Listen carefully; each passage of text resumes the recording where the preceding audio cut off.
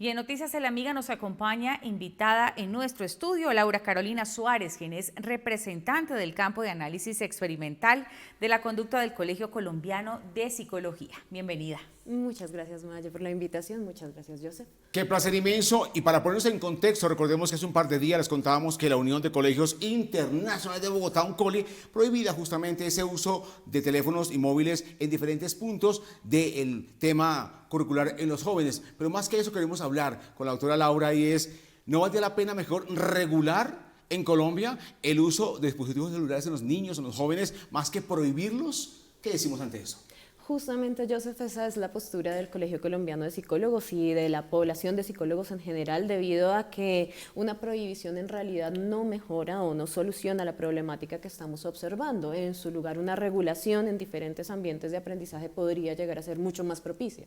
¿Cuáles serían, digamos, los efectos negativos que podría tener llegar a prohibirle a los niños y a los jóvenes que no utilicen los dispositivos electrónicos, digamos, móvil, tableta, cualquier de esos dispositivos? ¿Cuáles podrían ser esos efectos en ellos? Yo te diría que hay uno que, por ejemplo, ya hemos visto en noticias pasadas, y es el tema de la violencia, la agresión o la respuesta defensiva de estos jóvenes frente al retiro del celular o frente al retiro de la tablet. Lo hemos visto, de hecho, en videos por internet.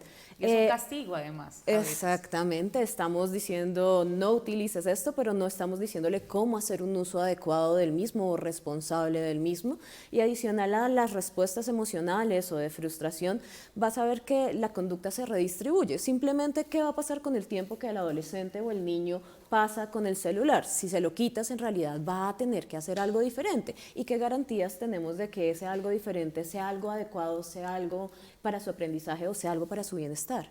Claro que sí. Y ahí creo que los papás están pendientes de que podamos contarles qué medidas pedagógicas podríamos, por ejemplo, adoptar frente a una posible regulación para que tengamos todos, porque siempre decimos, importante que los niños jóvenes tengan acceso responsable a la tecnología. ¿Qué podríamos implementar para que sea mucho más robusto y más práctico para los papás, por ejemplo? Ok, yo te diría que espacios claramente establecidos y diferenciados para el uso de celular en casa, desde casa.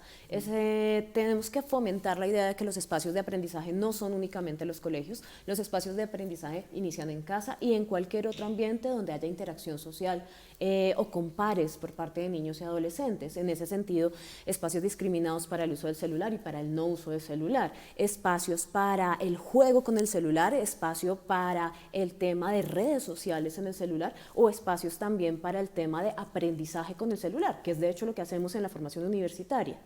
Claro, pero Maye, ahí está con los papás, ¿no? También dar ejemplo, totalmente. que hay espacios en casa para usar dispositivos y espacios para estar ahí en familia conversando. Yo incluso iba a preguntar justamente eso. La propuesta de que ustedes están haciendo es también que hagan esos espacios en familia. Total. ¿Cómo puedo dar pautas como papá, como mamá, para que mi hijo controle esos impulsos de usar el celular, ¿no? Porque incluso los equipos ya lo traen, el tiempo que pasas en pantalla. ¿Cómo hacemos con los jóvenes, con los niños? Yo te diría que la primera alternativa es el modelado. Los niños van a hacer lo que ven que los padres hacen, los que ven que las familias hacen. Si yo hago un uso adecuado del celular, es muy probable que mi hijo haga un uso adecuado del celular. También si le muestro que hay alternativas de igual valor o de mayor valor al celular o a lo que está obteniendo del celular fuera del mismo, créeme que va a distribuir su conducta hacia ese tipo de posibilidades. Paseos, tiempo de calidad con papá, tiempo de calidad con pares, es algo que definitivamente tiene un valor único para el infante.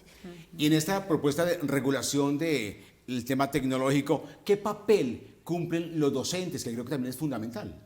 Yo te diría que cumplen un papel fundamental porque son parte de la guía del aprendizaje, pero también porque son los que tienen de la mano la actualización con las tecnologías. Los padres a veces pueden de pronto por una u otra razón quedarse un poco atrasados con las tecnologías, pero los docentes digamos que tienen que verse obligados a actualizarse, tienen que saber cuál es el manejo de las inteligencias artificiales, cuáles redes sociales están utilizando sus hijos o bueno, sus estudiantes en este caso, los bloqueos, las páginas, los retos, los videos más populares, porque en realidad ellos son los que comparten gran parte del tiempo con los niños.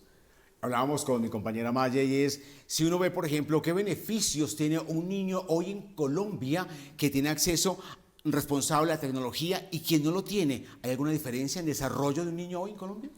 Yo te diría que datos exactos no tenemos porque los estudios y más la llegada de las tecnologías a ciertas áreas del país, pues es muy difícil tener la medición. Lo que sí sabemos, por ejemplo, es que con la llegada de las inteligencias artificiales, con la llegada de la globalización del conocimiento, definitivamente el acceso a la educación y el acceso a temas como programación, matemáticas, tiene una ventaja enorme en mi educación.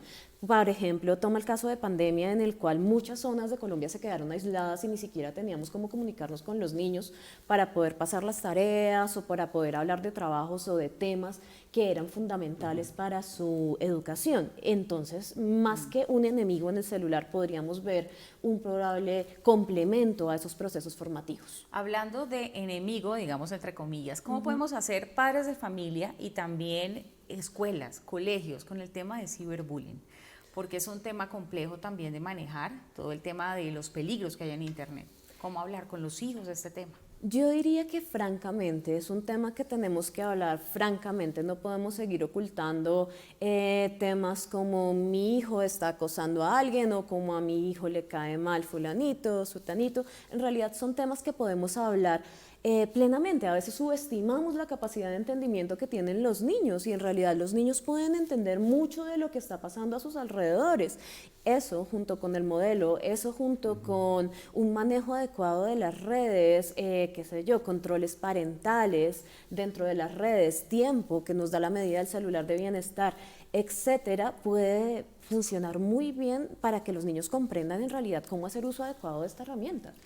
Estamos hablando con la doctora Laura Carolina Suárez, psicóloga del Colegio Colombiano de Psicólogos, y una pregunta que no podemos dejar pasar, un consejo mejor a los papás, doctora Carolina, y es cómo poder llenarse de paciencia en casa de los papás para que el hijo pueda realmente entender el tiempo de uso celular y el tiempo de estar en familia, que a veces eso es un gran conflicto en la casa. ¿Cómo llenarse de paciencia? Yo diría más bien cómo llenarse de motivación. Ok. Tratemos de motivarnos por esos espacios que antes antes teníamos y hemos venido perdiendo gracias a las redes sociales. Es decir, si sientes que no estás conectado con tu hijo, este es el momento de conectar.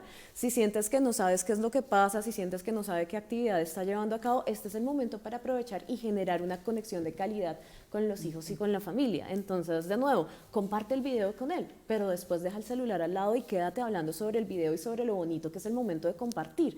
Utiliza la herramienta, pero no dependas de la herramienta. Claro que sí, hay tiempo para todo. Queremos agradecerle a Laura Carolina Suárez, representante del campo de análisis experimental de la conducta del Colegio Colombiano de Psicología, por haber estado con nosotros. Muchísimas gracias por la invitación.